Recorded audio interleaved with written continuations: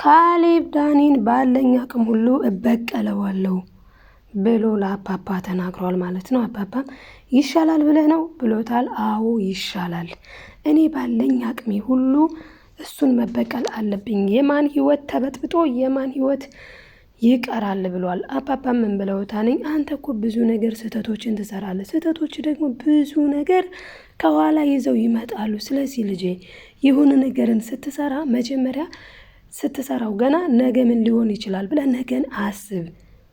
ለነገን ካላሰብክ ችግር ነው ብሏል ማለት ነው። አባባም እንደዚህ ሲለው ካሌብም ምን ብሏል? አይ አባዬ እኔ በቃ አልቻልኩም፣ ምንም ማድረግ አልቻልኩም፣ በቃ ተናገርኩኝ ብሏል ማለት ነው። ይሄ የተባለው ለምንድን ነው?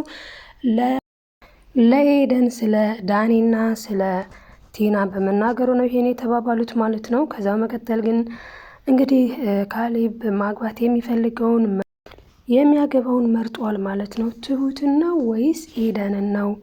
ካሌብ ማንን መረጠ? እንግዲህ በዚህ ክፍል የምናየው ይሆናል ማለት ነው። ሰላም ሰላም ውዶች እንዴት ናችሁ?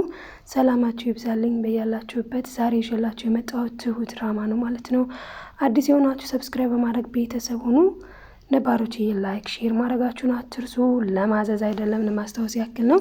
እንግዲህ ዛሬ ይዤ የመጣሁት ትሁት ድራማ ነው። በነገራችን ላይ ትሁት ድራማ በጣም ብዙ ነገሮችን የምንማርበት ድራማ ነው ማለት ነው። እና እንግዲህ ዳኒ እና ቲና ከጨዋታ ውጭ ሆነዋል ማለት ነው። ማለትም ከጨዋታ ውጭ የሆኑበት ምክንያት እንግዲህ የታወቀ ነገር ነው እና እሱ ምንድነው ከተባለ ያው ሁለቱም ለገንዘብ ቀርበው ስለነበረ ነው ማለት ነው። እናም ምን ተፈጥሯል እዚህ ጋር ኤደን ምን አድርጋለች?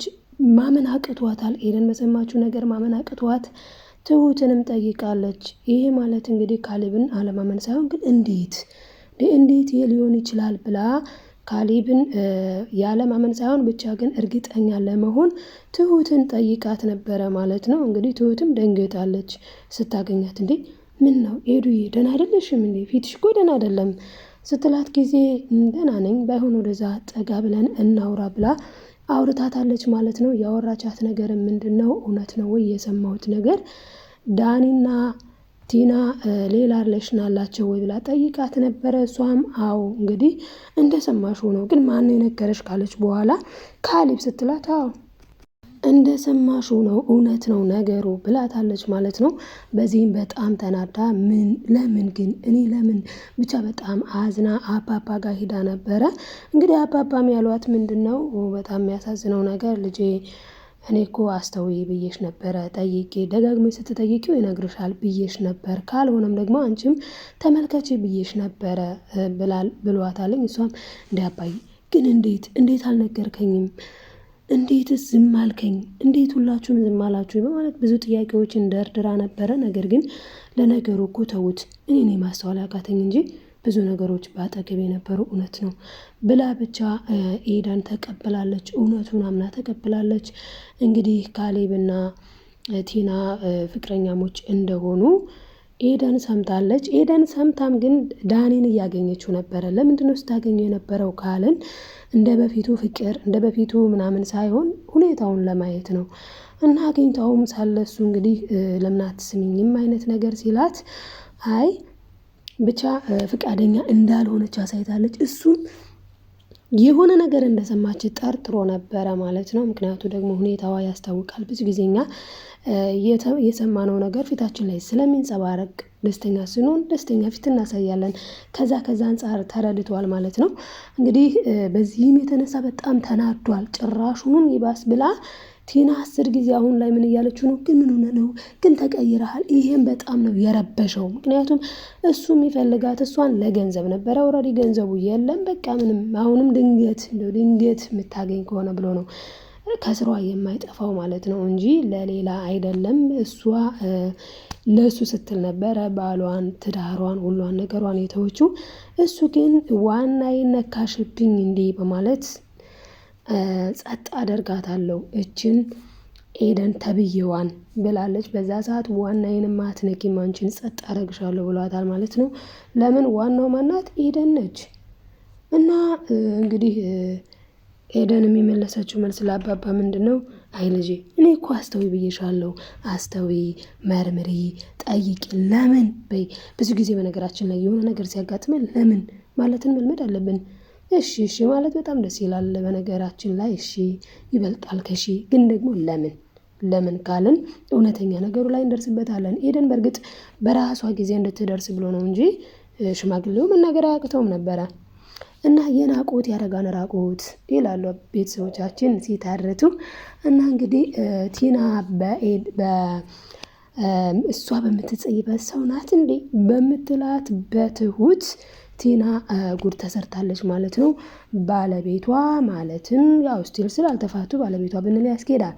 እንግዲህ ካሌብ ማለት ነው ትሁትን ዋው ደግሞ እንዴት አምሮባታል መሰለ አባዬ፣ በጣም እኮ ነው ያማረባት ብሏልኝ። ይህንንም ትሁት እየሰምታለች በጆሮዋ ማለት ነው እና እየተሽኮረመመች ነበረ። ስለዚህ እንግዲህ ካሌብ የሚመርጠው ትሁትን ነው ማለት ነው። እና ትሁትና ካሌብ ሊጋቡ ነው። ቲናና ዳኒ አጨብጭበው ቀሩ ማለት ነው። ኤደንም እዚህ ጋር ከፍቅሯ አልሆነችም። የምትወደው የምታፈቅረው ብዙ መስዋዕት ብላለች ለትሁት ስትናገር፣ ትሁቴ እኔ እኮ እንዲሁ እኮ አይደለም፣ እኔ እኮ በዳኒ ምክንያት ብዙ ነገርን ከፍያለሁ፣ ብዙ መስዋዕትነትን ከፍያለሁ፣ ጊዜን አቃጥያለሁ። በነገራችን ላይ ለሴት ልጅ ትልቁ ነገር ምንድን ነው? ከወንድ ጋር ማለትም ጓደኛም ሆነው ከቆዩ በኋላ ትልቁ ነገር ለእሷ ትልቁ ኪሳራዋ ትልቁ ነገሯ ምንድን ነው ከተባለ ጊዜ ነው፣ ታይም ነው። የሴት ልጅ እድሜ ይሮጣል ይሄዳል እና ጊዜን አቃጥሎብኛል፣ ብዙ ነገር ነው መስዋዕትነትን ያደረኩት ለሱ፣ ለእኔ ይህ አይገባኝም ነገር ብላለች። ኤዱ በጣም ምስኪን ልጅ፣ ኤዱ በጣም ደስ የምትል ልጅ ናት። ዳኒ ግፍ ሰርቷልኝ። ግፍ ስለሰራም እሱ አሁን መጨረሻው ጎዳና ላይ መውደቅ ሆኗል ማለት ነው። እንግዲህ የዳኒና የቲና መጨረሻ ጎዳና ላይ ነው። ለምን ከተባለ ደግሞ እነሱ የምንሰርቀው እናገኝ እንደሆነ ብለው ፈልገው ነበረ። የሚሰርቁትን ባለማግኘታቸው ምክንያት ወደ ጎዳና እንዲወጡ ተጋልጠዋል ማለት ነው። የጎዳና ራት ሆነዋል ማለት ነው። ሰው የዘራውን ያጭዳል። ግን አባባ በጣም ደስ የሚለው በእውነት ደስ የሚል ባህሪ ያላቸው፣ ምንም እንኳን በቀላቸው ምናምን ነገር ያው ትናንት በተደረገበት አንድ ሰው ዛሬ መበቀል ነበረበት ወይን ብለን ስናስበው ትንሽ እንትን የሚል ነገር ቢኖርም ግን ደግሞ እውነት ለመናገር ለዳኒ ገንዘቡን አልሰጡትም ስለማይገባው። ነገር ግን አሁን ኤደንን እስኪ ትንሽ ታገዡ፣ እስኪ ትንሽ እዩ፣ ላልተወሰነ ጊዜ ለራስሽ ጊዜ ሰጥተሽ እሱን ግን እስቲ እዩ ብለዋታል ማለት ነው። እና አይ አባዬ ጊዜ እኮ አይሰጠኝም፣ እሱ እኮ ጊዜ አይሰጥም፣ እንገናኝ ነው፣ ምንም መላ የሌለው እንገናኝ ነው። ተገናኝን፣ ምንም አዲስ ነገር የለውም፣ መላ የለውም፣ እንጋባ። እኔ የምፈልገው አባዬ ሰው ያውቃሉ፣ ተጋብተን ልጆች መውለድ ህይወትን መኖር ነው እንጂ ገንዘብ አይደለም ብለዋል ማለት ብላለች እሷ ለአባባ። አባባ ምን ብለዋታል? ትንሽ እዩ ልጄ፣ ትንሽ እዩና ሁኔታውን ካየሽ በኋላ እንደ ካሌብ አንቺም ውሳኔ ወስኝ። ኦልሬዲ ካሌብ ውሳኔ ስለወሰነ ውሳኔው ምንድነው? የካሌብ እፈታታለሁ ነው። ስለዚህ አንቺም የሆነ ውሳኔ ላይ ድረሽ፣ ውሳኔ ወስኝ ብሏታል ማለት ነው ኤደንን። እንግዲህ ኤደንም ለመወሰን ጊዜ ያስፈልገኛል፣ ጊዜውን እሱ ይይዝብኛል እያለች ነው። ነገር ግን ጊዜዎችሽን አጣበሽም ቢሆን ማለትም በቃ ላለማግኘቱ ወስነሽ ለራስሽ ጊዜ ስጪ ስላላት አባባ ለራሷ ጊዜ እየሰጠች ትገኛለች። አሁን ላይ ዳኒ እንገናኝ ቢላትም ለመገናኘት ፈቃደኛ ለመሆኗን እያሳየች ነው። እሱ ምን ብሏታል? እንዴ ማለት አትወጂኝም እንዴ? ባልሽ አይደለሁም እንዴ? ለምንድነው የማንገናኘው? አይነት ነገር ይመስላል ማለት ነው ከንግግሩ ስንረዳ። እንግዲህ እንዳገኛት ምን ብሏን? የኔ ሚስት ብሏታል። እሷም እኔ አንተ ሚስት አይደለሁም። ባልና ሚስት ማለት አብሮ በአንድ ጣራ ውስጥ የሚኖር እግዚአብሔር የፈቀደው ሆኖ በትዳር ውስጥ የሚኖሩ በአንድ ጣራ ውስጥ የሚኖሩ በቃል ኪዳን እየታሰሩ ቃል የተገባቡ ናቸው እንጂ እንደዚህ ዝም ብሎ ባሌ ሚስቴ የለም። ባይሆን አዎ እውነተኛ አፍቃሪ ነበርኩኝ፣ እውነተኛ ለፍቅር መኖር ነበርኩኝ፣ አሁን ላይ ባይሆንም ብላለች። ያ ማለት እንግዲህ አሁን ላይ ፍቅረኛ አይደለሁም አይነት ይመስላል ማለት ነው።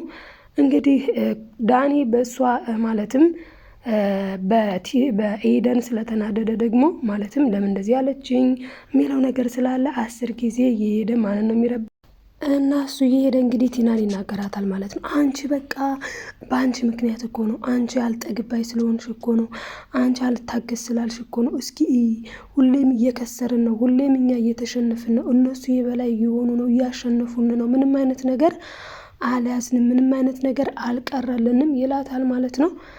እና ትሁቴም እንግዲህ ካሌብ ሁሉንም ነገር ግን ማለት በትኩረት ብትመለከተው መልካም ነው። ቲና በጣም በሽቃለች፣ ቲና በጣም ተናዳለች። ስለዚህ ከዚህ በኋላ የሚፈጠረው ነገር ከባድ ሊሆን ይችላል። እንግዲህ ከዚህ በኋላ የምትተውና አይመስለኝም። ይኸውልህ ካሌብ፣ ይኸውልህ ከዚህ በኋላ መቼም ከአንተ ጋር እጅ በእጅ አትጣላም። ግን እንደለመደችው እንደ ድሮዋ በጀርባ ነው የምትጣላው፣ በፊት እንደምትሰራው ድራማ ትለዋለች ማለት ነው። ችግር የለውም። አሁን ላይ እኮ ሁላችንም አውቀናል። ያኔ እኮ እኔ ስላልነቃው ነበረ። ምንም ብታመጣ ምንም ብትሆን ምንም ብትል ምንም አታመጣም። ግፋ ቢል አልፈታህም ብላ ጊዜ ብትወስድ ነው። እሱም ደግሞ በጊዜ ሂደት ይሆናልኝ ብሏታል ማለት ነው። እንግዲህ ይህን ይመስል ነበረ እና ካሌብ ማንን ያገባል? እስኪ እናንተ ገምቱ። የኔ የግል ግምቴ ግን ትሁትን ያገባል ብዬ ነው የማስበው። እንግዲህ ካሌብና ትሁት ይጋባሉ። ዳኒና ቲና ደግሞ ይበሽቃሉ ማለት ነው። ምክንያቱም የሰውን ትዳር ስላበላሹ። እንግዲህ አባባም ለትሁት ቤተሰቦችሽ ደህና ናቸው ወይ እንዴት ናቸው ብሏታልኝ። እሷም አባዬ ደህና ናቸው፣ ነገሮች ሲስተካከሉ እሄዳለሁ ብላለች። እኔ እኮ ለራሴ ነው ብሰራ የምጠቀመው ለራሴ ነው ትላለች። አይ ልጄ እሱ ስተይውና ለእኔ ብለሽ እንደሆነ አውቃለሁኝ ብለዋታልኝ። እና እዚህ መኖር ካለብሽ እኮ ችግር የለውም መቼስ ቆሜ ነው የምድርሽ ብለዋታል። እንግዲህ አባባ ቆመው የሚድሯት ካሌብን ነው ብንል ምን ትላላችሁ ውድ ቤተሰቦቼ? እኔ ካሌብና ትሁቴ ቢጋቡ ደስ ይለኛል። ይጋባሉ ብዬም ደግሞ ተስፋ አደርጋለሁ። ለመሰላችሁ አባባ እንዲያገባ የሚፈልገው ከመጀመሪያው ካሌብ ትሁትን ነበረ።